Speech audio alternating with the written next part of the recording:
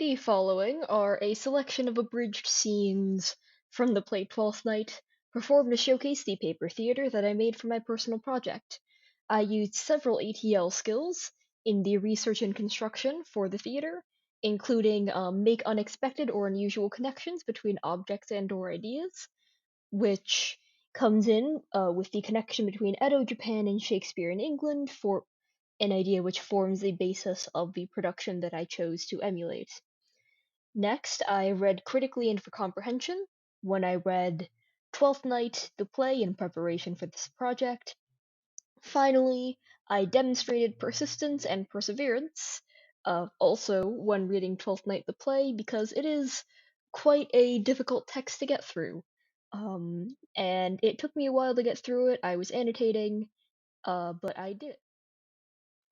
The first scene I chose to perform was Act 1, Scene 2, in which Viola asks the captain who saved her from the shipwreck to help her to assume a disguise, which will become Cesario.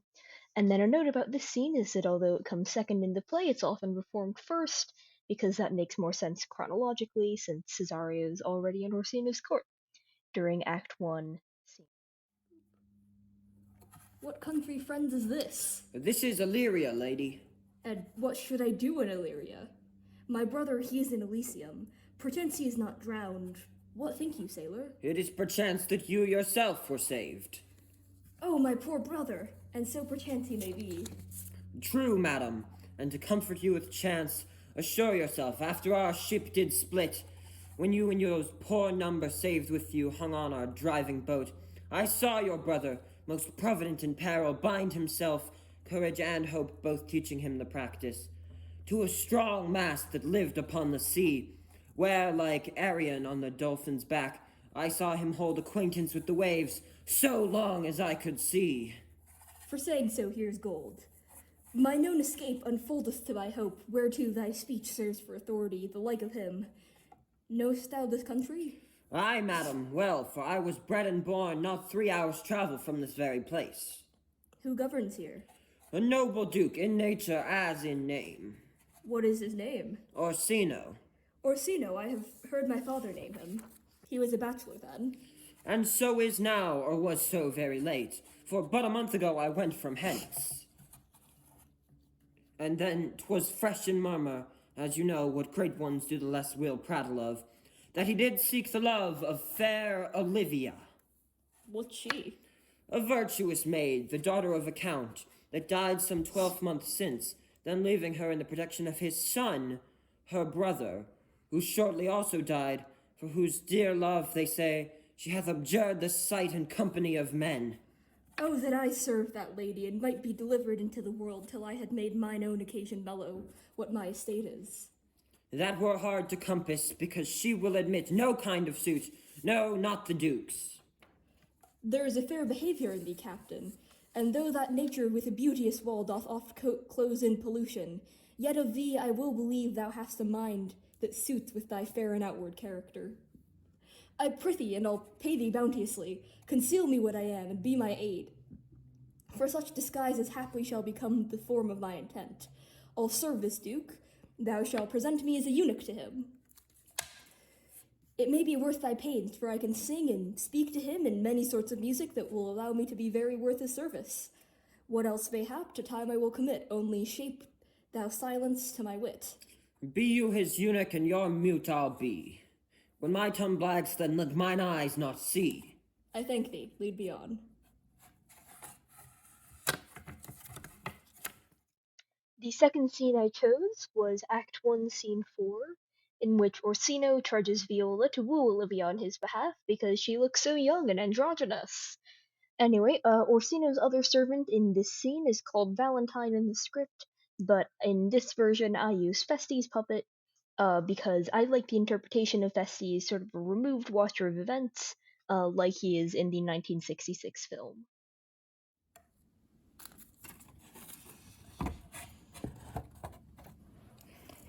If the Duke continues these favours toward you, Cesario, then you are like to be much advanced.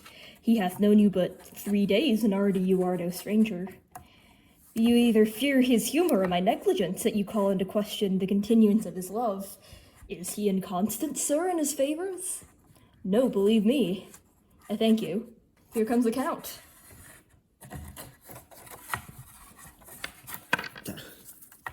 Boop.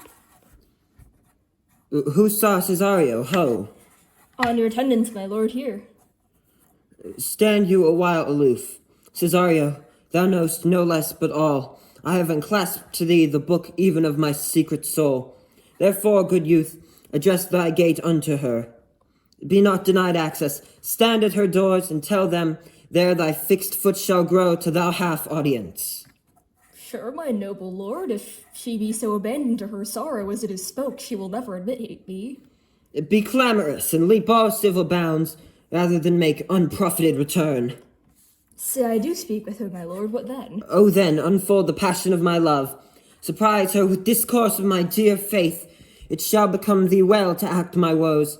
She will attend it better in thy youth than in the nuncios of more grave aspect. I think not so, my lord. Dear lad, believe it, for they shall yet belie thy happy years. They say thou art a man. Diana's lip is not more smooth and rubious. Thy small pipe is as the maiden's organ, shrill and sound, and all is semblative a woman's part. I know thy constellation is right apt for this affair. Some 4 or 5 attend him, all, if you will, for I myself am best when least in company. Proper well in this, and thou shalt live as freely as thy lord, to call his fortunes thine. I'll do my best to woo your lady, yet a bearful strife, whoe'er I woo, myself would be his wife. So, that concludes my selection of scenes from Twelfth Night to showcase my project. One more note here at the end. The characters have magnets on the bottoms that connect to popsicle sticks beneath the stage. It's sort of hard to see in the video, so I thought I'd clarify. Otherwise, I really enjoyed my project, and I feel like I improved a lot as a learner and proved to myself that I can do difficult tasks.